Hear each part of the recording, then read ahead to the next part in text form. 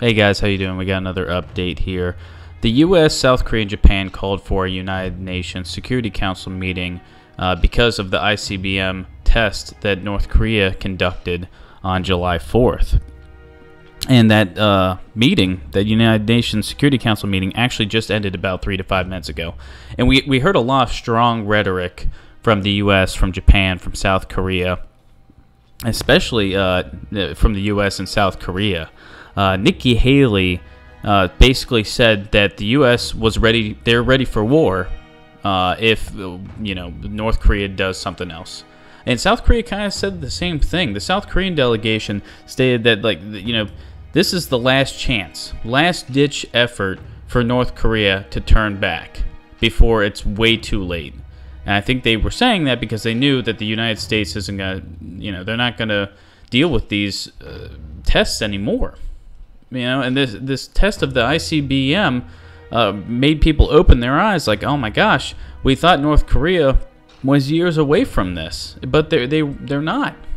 And really, when it comes now, everyone's talking about, okay, before it was like, oh, they can't even hit us.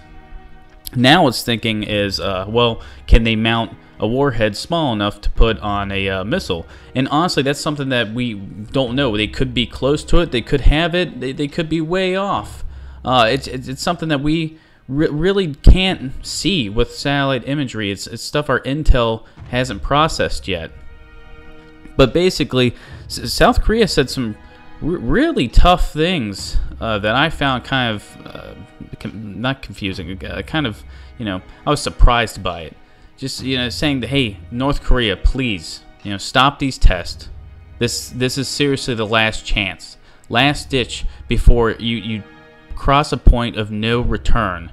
And at that point, because they were kind of piggybacking off what the United States with Nikki Haley was saying, because Nikki Haley basically said, hey, the U.S. is not going to accept some UN watered-down sanctioned list, like a UN resolution that doesn't hold much weight.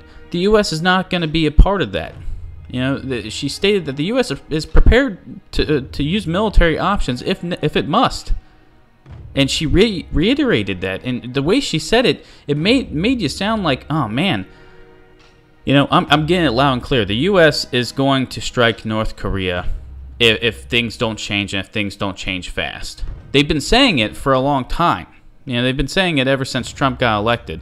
McMaster's pushing it. The mainstream media's pushing it. Nikki Haley's pushing it. Trump himself has said, hey, a major conflict with North Korea, could happen. It's likely. But after watching that United Nations Security Council meeting, it really hit me that we are pretty close to a military strike on North Korea. And most people, 95% of the population, will think, oh, that'll be terrible.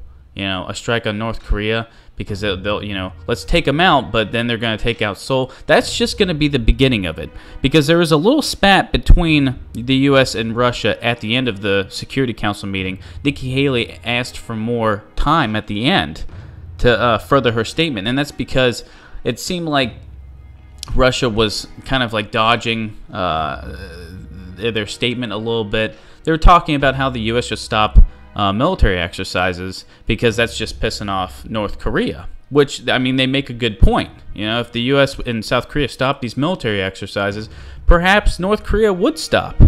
But it's something that South Korea and the U.S. have stated that they're not going to do.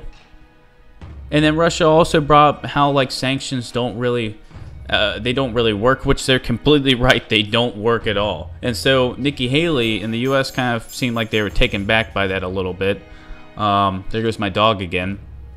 And she stated that, she was calling Russia out. She said, hey, if anyone here is friends with North Korea, or they're fine with what North Korea is doing, or they don't feel threatened, or they're supporting them, veto this UN resolution that we're going to come up with. Because at that point, we'll know who you are.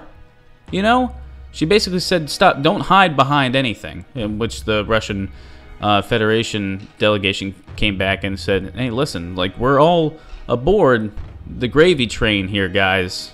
We just don't think sanctions work, which they're right. Sanctions haven't worked. You know, and so when they come out and say, hey, we got sanctions, we're going to put more sanctions, more like strict sanctions on North Korea, on people who deal with North Korea, banks that deal with North Korea. Honestly, we've done that in the past, and it really hasn't worked. In the 90s, it kind of worked, but really it didn't. North Korea allowed, 1 million of their people to starve to death because they just had no more money, but they kept on with the tests.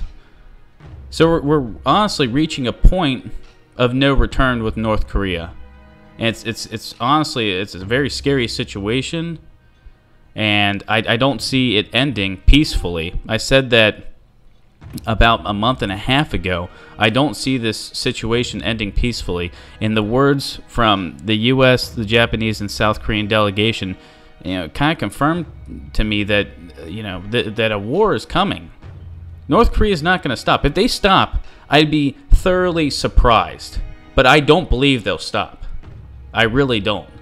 And so we're going to have to see where this goes, guys. Because the next week, 2 weeks, 3 weeks, will really tell us, what's going to happen. North Korea came out and said they had, more gift packages for the United States after that ICBM test. So they're not going to stop. The U.S. knows they're not going to stop. And North Korea is going to be used as a pawn for something greater, because if and when the U.S., South Korea, and Japan strike North Korea, there's going to be a line drawn in the sand that's going to get crossed, and we're going to have to see, where China and Russia really stand. And at that point, are we looking at a greater world war? But guys, there's a lot going on. It's a really volatile situation. As more comes out, we'll talk about it. We'll discuss it, guys. But until next time, keep your eyes peeled. Keep praying, because there's so much at stake here.